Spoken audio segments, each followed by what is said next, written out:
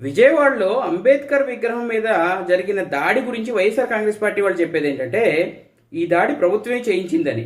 దానికి వాళ్ళు చెప్పే కారణం ఏంటంటే జగన్మోహన్ రెడ్డి విగ్రహాన్ని పెట్టించారు కాబట్టి సో ఆ పేరు కనపడకుండా ఉండడానికి విగ్రహం మీద దాడి చేయించారు, అలాగే విగ్రహాన్ని పూర్తిగా తొలగించేస్తారు అని.